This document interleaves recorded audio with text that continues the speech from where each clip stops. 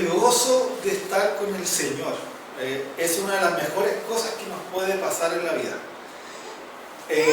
Recordemos el salmo que cantamos hace poco, ¿cierto? El Salmo 27, que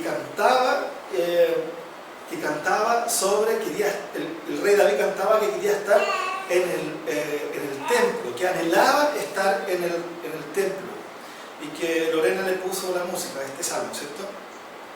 Y porque no encontraba mejor lugar que estar con Él, con Dios. No encontraba mejor lugar. Por eso decía, una cosa le pido al Señor, y esto es que habite yo en la casa del Señor todos los días de mi vida. Dice, para contemplar la hermosura del Señor y para meditar en su santo templo. Lo interesante de este texto de Salmos, que estamos cantando el Salmo 27, es que el rey David todavía no tenía construido el templo. Y él ya estaba cantando y sabiendo que quería estar en el templo para meditar en su templo.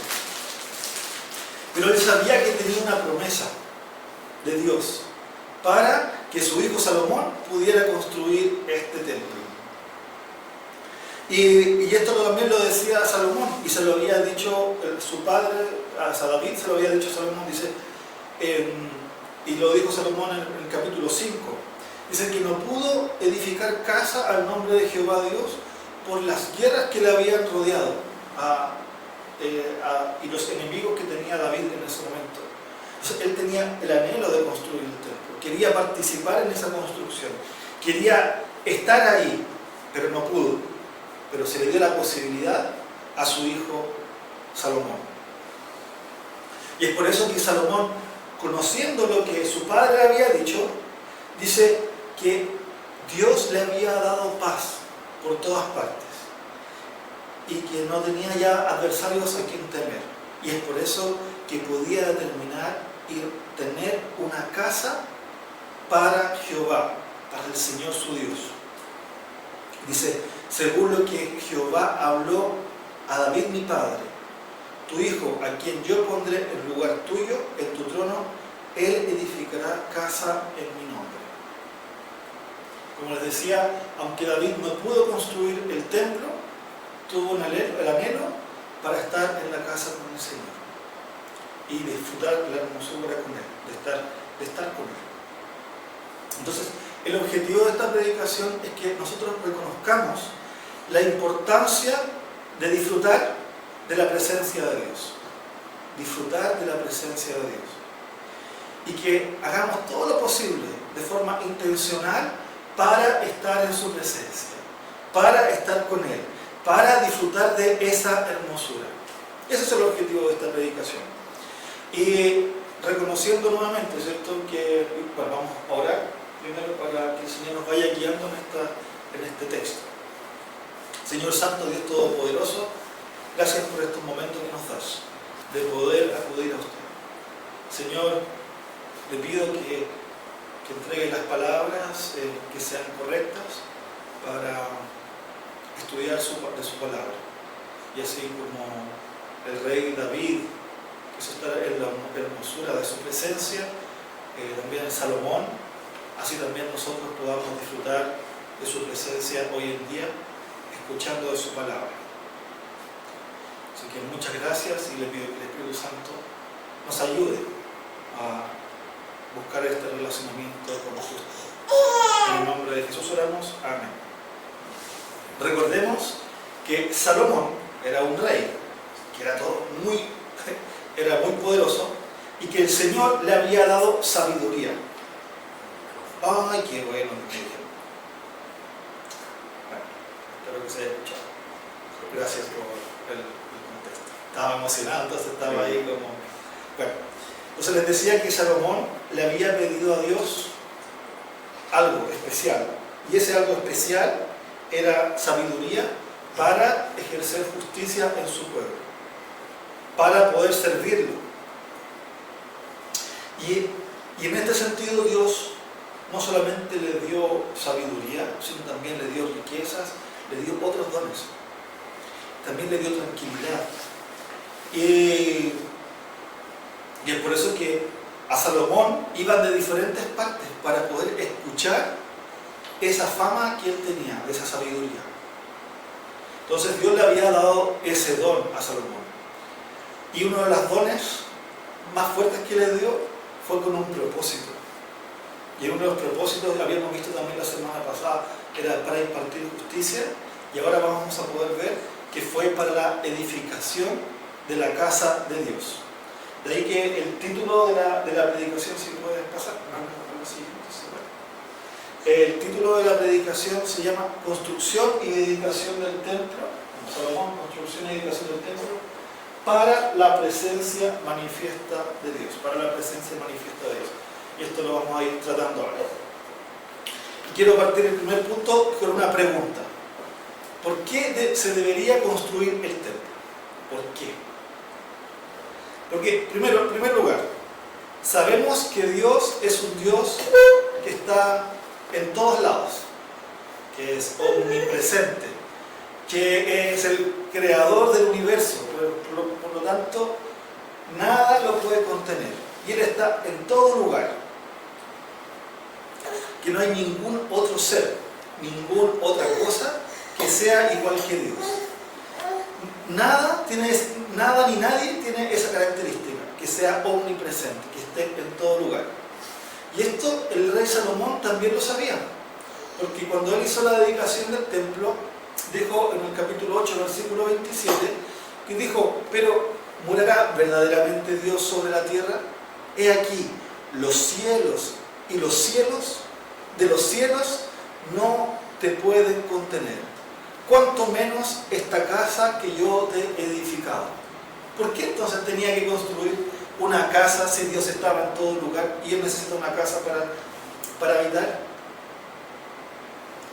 Y entonces la pregunta es: ¿por qué necesitaba esta construcción del templo? Y la respuesta está, primeramente, es porque Dios mismo es el que se permite estar en un lugar. Así como puede estar en un lugar en todas partes, se permite estar en un lugar en específico y tener una casa para su nombre, como Señor. De ahí es que busca una habitación. Dios está en todo lugar, pero quiere un lugar especial donde las personas puedan estar con Él. Entonces, el primer punto es que Dios mismo lo quiso y lo establece así. Y el segundo punto, y esto también aparece en 1 Reyes 9:3, cuando se dice: y el Señor le dijo a Salomón. Esta fue una respuesta de la oración de Salomón que Dios le dio. Y el Señor le dijo: he oído tu oración y tu súplica que has hecho delante de mí. He consagrado esta casa que has edificado, poniendo allí mi nombre para siempre. En ella estarán mis ojos y mi corazón perpetuamente. Entonces, en primer lugar, vemos porque Dios lo quiso así. Dios quiso establecerse, a pesar que estaba en todo lugar, un lugar especial para estar ahí, para colocar su nombre. Y un segundo lugar, un segundo punto de por qué tenía que construir el templo, lo vemos también en los versículos anteriores del capítulo 8.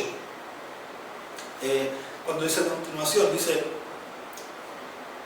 dice Salomón: no obstante, atiende a la oración de tu siervo y a tu súplica, oh Señor, Dios mío, para que oigas el clamor y la oración que tu siervo hace hoy delante de ti, que tus ojos estén abiertos noche y día hacia esta casa, hacia el lugar del cual has dicho, mi nombre estará allí, para que oigas la oración que tu siervo haga hacia este lugar y escuche la súplica de tu siervo y de tu pueblo Israel cuando oren hacia este lugar.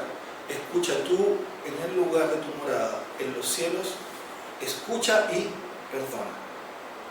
Entonces, este lugar era especial porque era un lugar donde el pueblo se podía comunicar, especialmente un lugar dedicado para establecer esta relación con Él.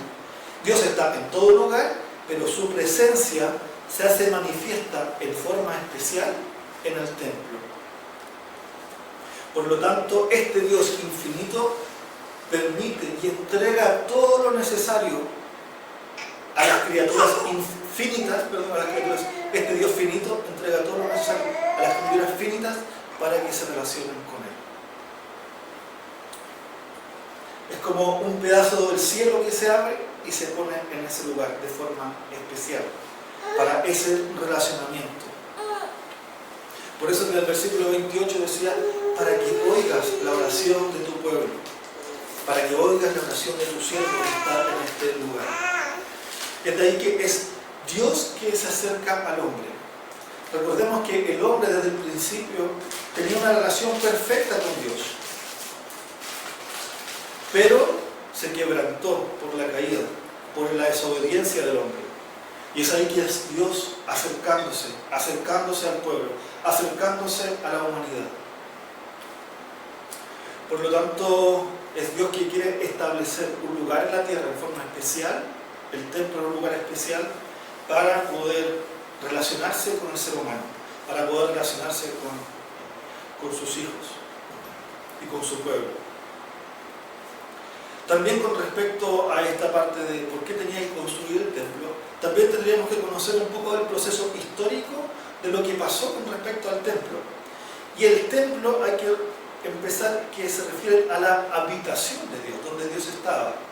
Y vemos, como les decía desde un principio, cuando Dios creó los cielos y la tierra, Dios dice que creó un lugar especial, un jardín donde Él habitaba y se relacionaba con Dios, se relacionaba con los seres humanos, les hablaba, tenía una relación con ellos, dice que caminaba por ahí, ellos sabían que estaba.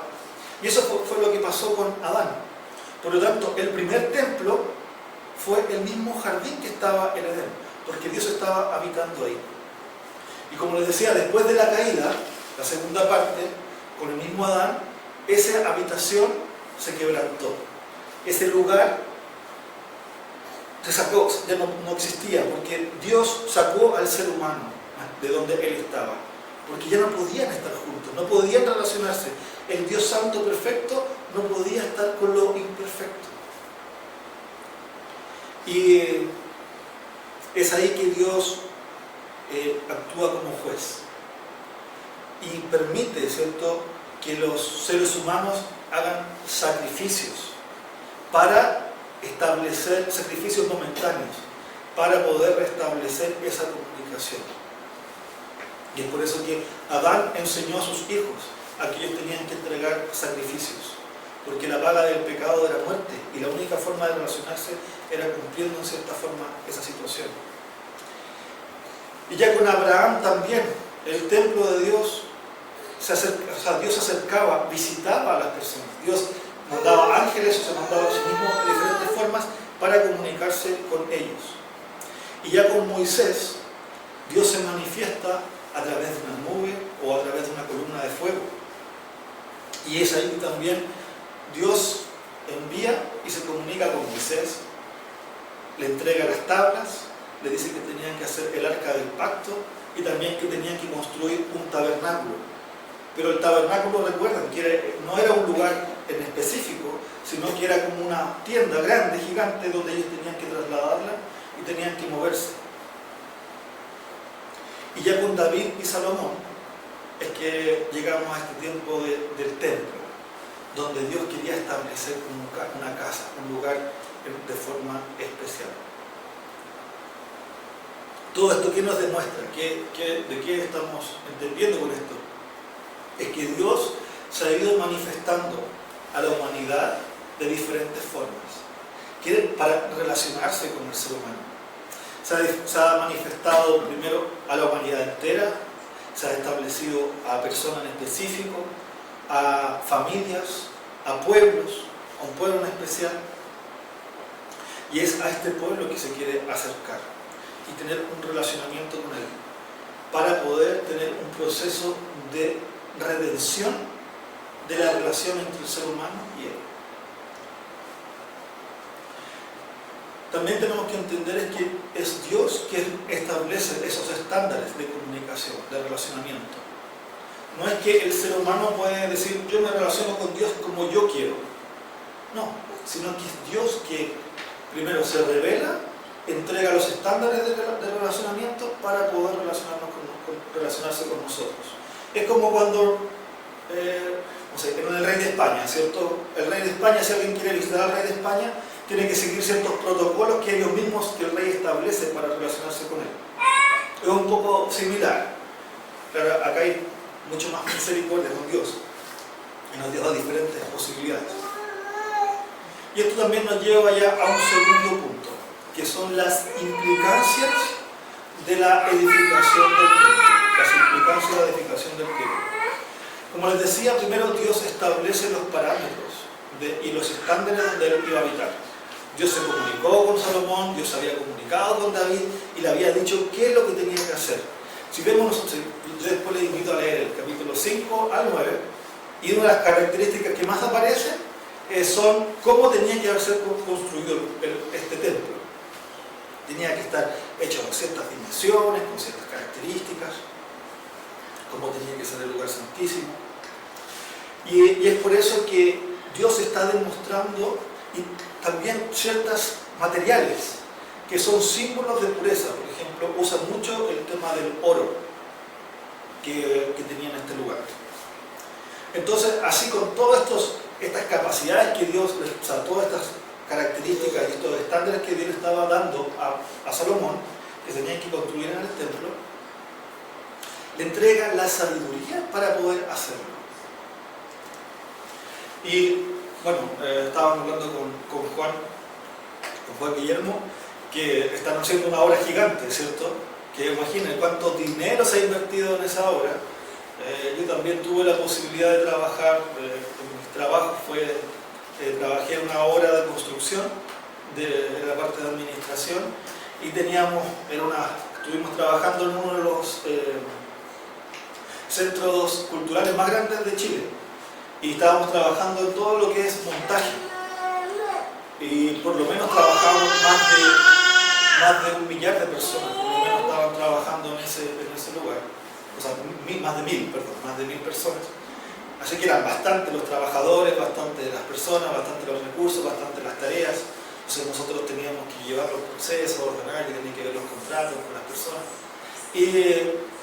Y para llevar una obra como esta se necesitaba ciertos estándares. Y Dios había establecido estos estándares.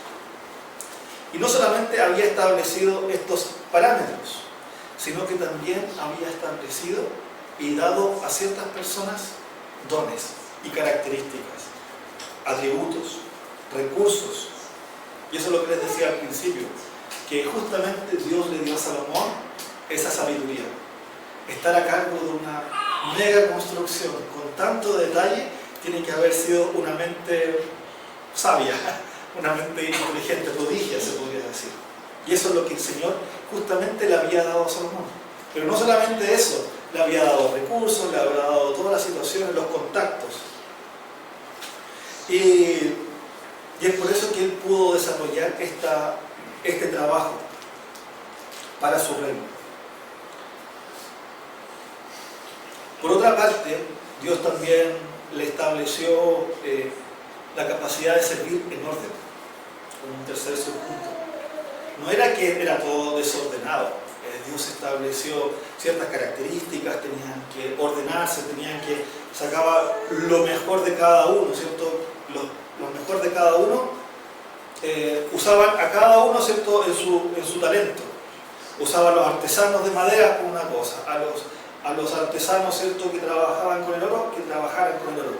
Y él tenía ordenado ciertas características, entonces decía, este pueblo de allá sabe trabajar esto, este pueblo de allá sabe trabajar esto otro. Y él en forma ordenada, ¿cierto? Echándose como un checklist, un listado, iba haciendo todo esto. Por lo tanto, este servicio que se realizó al Señor fue un servicio en orden, con capacidades que Dios había dado. Y esto lo menciona el versículo 6 del capítulo 5, cuando dice: manda pues ahora que me corten cedros del Líbano, y mis siervos estarán con los tuyos, y yo te daré por tus siervos porque tú sabes bien que ninguno hay entre nosotros que sepa labrar madera como los sidonios. De ahí que este trabajo que se hizo fue con orden. Pero no solamente eso, sino también que entregaron lo mejor que tenían. Lo mejor que tenían. Dice, en versículo 10 del capítulo 5, dice: dio pues Hiram a Salomón madera de cedro y madera de ciprés, todo lo que quiso. Y en el versículo 17 del capítulo 5 también dice: y mandó al rey que trajesen piedras grandes, piedras costosas, para los cimientos de la casa, y piedras labradas. Así que Dios, para el templo de Dios, se dedicó lo mejor de lo mejor, para establecer este templo. Y un último subpunto que quería tratar, que era que para trabajar en este templo, para poder servir en esta obra grandiosa, se hizo con alegría. Para Salomón fue una bendición tremenda estar a cargo de esta obra, de esta construcción. Yo imaginaba si me tocaba a mí, ¿cierto? Dicen, bueno, ahora tú vas a estar a cargo de una tremenda construcción, y quizás una de las primeras cosas que yo pienso es, uy, me va a dedicar mucho tiempo, mucho trabajo, mucho cansancio, quizás no me voy a sentir de lo mejor posible, pero en este caso Salomón lo tomó como un privilegio, con alegría. No lo tomó con una actitud de desagrado, sino que lo tomó como que fuera algo para el Señor. Y esto también es lo que pasa cuando nosotros servimos en las cosas del Señor. Podemos estar haciendo lo mejor, pero no solamente eso, sino que hacerlo con alegría, porque es un trabajo para Dios, que no es para nosotros, es para el Rey de Reyes, el Señor de Señores. Y es el sentimiento que tuvo Salomón al poder participar en esta obra maravillosa. En esta obra maravillosa que no se le había dado a su padre David, sino que tuvo él el privilegio de aceptarlo. Y no solamente él, sino también Hiram, que era uno de los que también participaron, también él dijo esto, dice, en el versículo 7 del capítulo 5, dice: cuando Hiram oyó las palabras de Salomón, se alegró en gran manera y dijo: bendito sea hoy Jehová, que dio hijo sabio a David por sobre este pueblo tan grande. Qué alegría que el Señor había puesto a personas, ¿cierto? Y que él también pudo participar de este trabajo. Y esto es una muestra de lo que va a pasar en el cielo, el nuevo cielo y la nueva tierra, donde el trabajo ya no va a ser una carga. Vamos a poder estar contentos sirviendo al Señor, trabajando, pero a la vez de forma agradable. Y además vamos a estar sirviendo por un bien mayor. Entonces, no sé si le ha pasado cuando están en un trabajo y ven: ¿qué estoy haciendo acá? ¿Para qué sirve esto? ¿Por qué estoy acá? Pero cuando hay un trabajo que uno sabe que es para un bien mayor, uno se siente más útil, se siente más agradable, hay un sentido, ¿cierto?, de hacer las cosas, porque sabe que lo estás haciendo para Dios, en este caso para un bien mayor. Y esto fue la alegría que no solamente trajo para Salomón de poder participar como un privilegio, sino también para los demás que estaban ahí, porque era una obra mucho más grande de lo que ellos tenían. Y vamos viendo algunas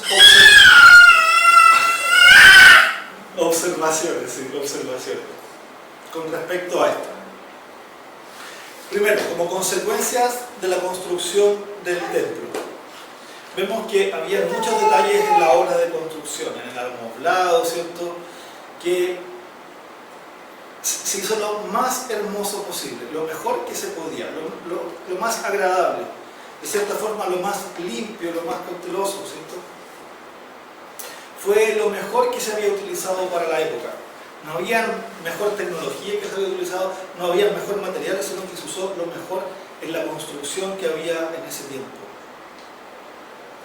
Y también vimos, ¿cierto?, que en este templo fue para Dios. Y permitió a los hombres trabajar en este templo. Lo interesante de esto es que si nosotros también nos vamos a hoy en día, es que después yo les conté un poco de los procesos del templo. Vimos que con el rey David, ¿cierto? Y Salomón se construyó el templo, pero después ellos fueron invadidos por Babilonia. Y en el cautiverio, porque la promesa era que ellos tenían que portarse bien, ¿cierto? Tenían que seguir a adorar a su Dios, y lo más hermoso que tenían de poder relacionarse con Dios en ese momento se perdió. El templo fue saqueado, todo lo que tuvieron fue perdido, y Dios lo permitió. Pero Dios no abandonó a su pueblo, sino que en el cautiverio Dios dijo que Él sería un santuario para ellos en Babilonia, en otro lugar. Después, cuando ellos regresaron de Babilonia, se les permitió construir otro templo, pero ya no con las mismas características, con la misma grandiosidad que tenía este. Lo más interesante, cuando llega nuestro Señor Jesucristo, Él se dice que Él es ahora el templo. Y después, cuando Él se va, dice que llega el Espíritu Santo, y ahora el templo son los que han cambiado, los que han sido transformados. Es la iglesia en sí misma, no la iglesia como una propiedad, como una construcción, sino que son las personas. Por lo tanto, ¿qué podemos ver acá? Primero, el templo fue construido para el relacionamiento con Dios, y que ahora nosotros, las personas, los creyentes, somos el templo de Dios. Por lo tanto, podemos concluir o entender entender que si Salomón hizo todo el esfuerzo posible, lo más bello posible para poder construir este templo, implica que también que seamos lo mejor de nosotros, porque nosotros somos el templo de Dios. El Espíritu Santo mora, dice, en los creyentes cuando da nueva vida. Por lo tanto, la belleza que pide el Señor ahora no es que nos llenemos de oro, no es que seamos unos modelos, sino que nos pide los estándares que Él quiere para nuestras vidas. Y los estándares que Él quiere para nuestras vidas son estándares de santificación, de amor, de fe, de esperanza, que quiere lo mejor para nosotros, que seamos bellos a los ojos del mismo Creador, que seamos transformados, que seamos redimidos, que podamos vivir en pureza, de forma piadosa, para ser agradables a Dios, que seamos los mejores esposos que podamos ser, que podamos ser los mejores padres que podamos tener, los mejores hijos también, que seamos bellos a los ojos de Dios. Si tanto esfuerzo se dedicó para construir el templo, para embellecerlo, ese mismo esfuerzo se nos está pidiendo a nosotros para embellecer nuestra vida, pero embellecer nuestra vida a los ojos de Dios, para poder establecer una presencia con el Señor. Y esa belleza, ese trabajo, todo ese esfuerzo es para relacionarnos con Dios. Por lo tanto, si se entregó lo mejor de lo mejor de ese tiempo, nosotros también podemos entregar lo mejor de lo mejor para tener este relacionamiento con Dios. Por otra parte, también vemos que la iglesia, como les decía, la iglesia no es una persona u otra, son el conjunto de creyentes, no es un local, este lugar, sino que son el conjunto de creyentes. Cuando están juntos, se nos dice que cuando nos juntamos a adorar al Señor, nos juntamos a compartir como lo estamos haciendo ahora, cuando se está predicando la palabra, dice que el Señor se manifiesta de forma especial. Sabemos que Dios está en todo lugar, pero en forma especial Él se revela en el culto, en la liturgia que nosotros estamos realizando, en los cánticos que estamos cantando, en los versículos que estamos leyendo, en la palabra que estamos escuchando, que estamos predicando. Es un lugar especial. Y es por eso que, así como antes se manifestaba en el templo de forma especial, ahora Él ya no necesita de templos. Porque dice, cuando Jesús murió, dice que Las cortinas del templo se abrieron, se rompieron y abrieron, ¿cierto? Y eso hoy en día podemos entender que Dios mora en la iglesia y en forma especial cuando un grupo de los suyos está reunido. Por eso tiene la importancia de poder reunirnos. Es la misma Trinidad que se hace presente en la iglesia. Y poder ya entendiendo algunas contextualizaciones prácticas. ¿Qué significa esto para nosotros? Primero es que podemos usar nuestros recursos, nuestros esfuerzos para buscar al Señor, para tener este relacionamiento con Él, para embellecernos a los estándares de Dios, pero que usemos todos nuestros esfuerzos para buscarle a Él. Así como Salomón entregó lo mejor de lo mejor, entregó todas sus capacidades de sabiduría, de entendimiento, y los trabajos de demás personas tenían como objetivo relacionarse con Dios. Así también nosotros podamos hacer lo mismo, para estar en la presencia de nuestro Dios. También, así como Salomón usó los dones con objetivo para el reino, nosotros también podemos usar nuestros dones, nuestros recursos, para que nosotros pasemos tiempo con Él, para que los demás también, nuestros hijos, nuestra familia pueda pasar con Él, para que también otros que no conozcan al Señor puedan conocerlo, porque no hay mejor alegría que estar en la presencia del Señor. Y sabemos, ¿cierto?, que Dios ha establecido que podemos acercarnos a Él por medio del Evangelio. Jesús dijo, yo soy el único camino.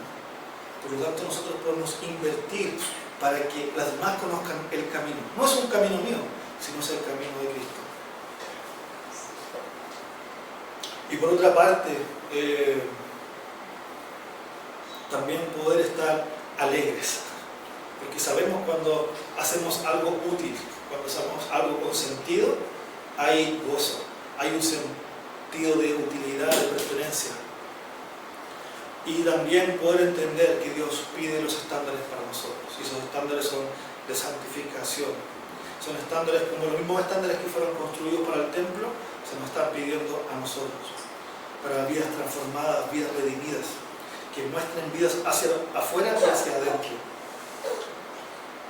Eso es lo interesante, que un día Dios dice que transforma, justifica a las personas, pero ese proceso no termina ahí, es como un hito, sino que termina así con un proceso de santificación, hasta el día que Él vuelva o nosotros vayamos hacia Él. Y ese proceso lo hacemos a través del Espíritu Santo, y Él nos permite relacionarnos con Él, para que seamos bellos a los ojos de Dios. Entonces, una pregunta es, ¿cuán bello soy yo a los ojos de Dios? Es una pregunta interesante, ¿no? ¿Cuán bello soy a los ojos de Dios? Según sus estándares. Y claramente, esa belleza está dada por Jesucristo. No es por las cosas que nosotros hagamos, sino que por la obra de Jesucristo. Y este también es la última no conclusión, pero contextualización, es que Jesucristo es la expresión última, la mayor expresión de la presencia de Dios aquí en la tierra. Dios se manifestó aquí en la tierra como hombre. Y fue en esta figura, en este hombre de Jesucristo. Por eso el Evangelio o la relación con Dios no puede estar separada de Jesucristo. Jesucristo es el centro, el hito de la humanidad, para poder relacionarnos con Él. Y es por eso que nosotros tenemos el privilegio de acudir a Él, de preguntarle, de entregar todo lo que nosotros decimos, o sea, como poder abrir nuestros corazones hacia Él y decirle, Señor, aquí estoy así, tengo estas características, me estoy pasando por tal y tal situación. Y podemos abrirnos a Él porque Él conoce cada una de las áreas de nuestra vida y lo que hemos realizado. Y eso es un privilegio para nosotros, tener a Jesucristo. Y cualquier persona tiene ese privilegio de acudir a Él. También nos da esperanza de lo que Él hizo. Él dijo que un día viviremos con Él, en la presencia del Señor.